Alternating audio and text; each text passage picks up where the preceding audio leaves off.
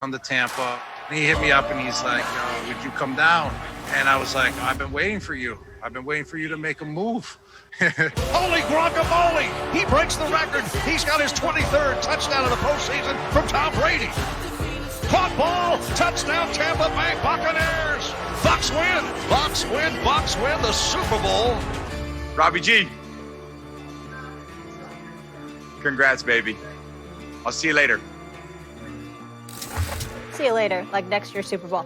All right, Max, a big storyline this offseason was regarding the Patriots' success. Was it more Brady? Was it more Belichick? Well, Belichick missed the playoffs, and Brady just won another ring. So what should we think about Bill Belichick today? Oh, listen, it raises questions about Belichick. It just does. Mm-hmm. I know that Brady left the cupboard bare. I made that argument. And I always thought it was more Belichick. I was sure it was more Belichick. Mm-hmm. But now I have to admit, I have to wonder. Was it, in fact, more Belichick? Clearly, I wasn't giving Brady enough credit. And even though Joe Montana went to the right situation in Kansas City after the Niners, including with the coaching, and got him to the AFC Championship game, see, he's not a system quarterback. It's not just Bill Walsh. Brady just won the Super Bowl in year one. Now, were the Bucs loaded? Yep, they sure were. Everywhere you look, they were loaded. Okay? Did he leave the cupboard bare for Belichick? Was he coaching under very difficult circumstances and still did a nice job, 7-9? Yes, he did. But we don't have 1,000 seasons to play out, to run perfect experiments to see who was who. This is pretty much as good as you could ask for.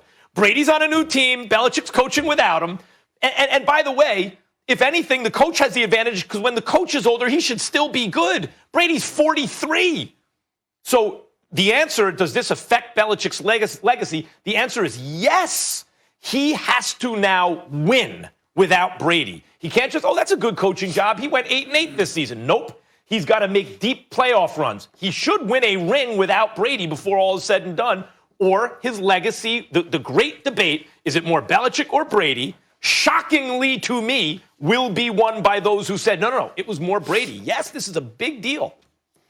It's a big deal, but not for Bill Belichick, the coach. I have no questions about Bill Belichick, the coach, because in the sport of football, it takes more than just a quarterback to win it, as we learned last night. Mm-hmm. You consider what happened on defense, you consider what happened on special teams, and you have an overseer that allocates responsibility to other people, the people he picks to put in charge, whether it's offensive coordinator, defensive line coach, linebackers coach, quarterback coach, et cetera, et cetera.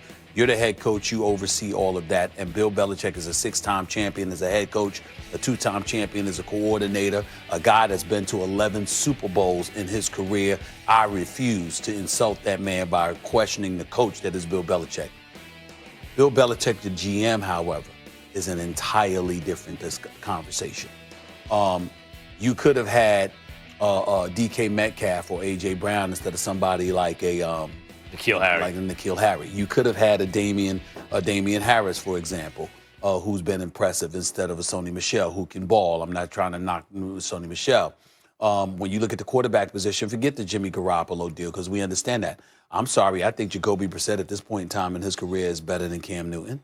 You could have still had him, somebody who was better, younger, fresher legs, not beaten up. Age and attrition hadn't kicked in, and on top of it all, he was familiar with the New England system. All of those things come into play.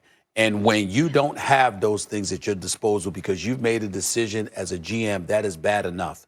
But when it gets incredibly egregious, y'all, is when, as I reported and I told you last year, Tom Brady would have stayed if he believed he was wanted by Bill Belichick. Owner Robert Kraft would have found a way to make it happen if Bill Belichick has shown enough respect and enough affection for Tom Brady to let him know you're wanted, you're valued. But that was not the case. So Tom Brady was hell-bent on going elsewhere to prove what his value was. And when you listen to these guys on the Tampa Bay Buccaneers speak about Tom Brady, it's not just guys on the offensive side of the ball. It wasn't just Leonard Fournette. It wasn't just Antonio Brown. You talk about Shaq Barrett. You talk about Devin White and others. You talk about Ndamukong Suh, who was interviewed by Greeny this morning on Get Up.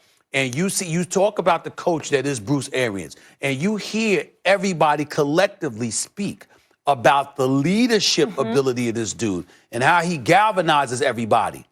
What you have is a coach who's also the GM in New England that selectively decided to ignore that component. In other words, this is my program. We're going to do it my way. The hell with all of that. And when you do that to somebody that old who's produced for you and somehow you missed the leadership component that he brings to the team and how he's able to squeeze out whatever somebody else has left in them.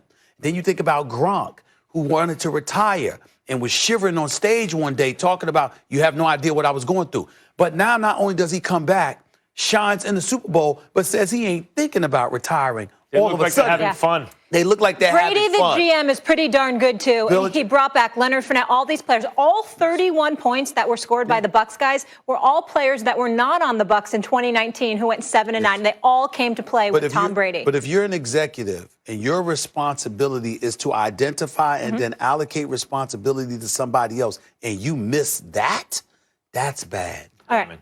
That's this conversation to be continued. Brady, MJ, Gretzky. Did Brady prove he's the greatest in team sports? The fellas are fired up for this one.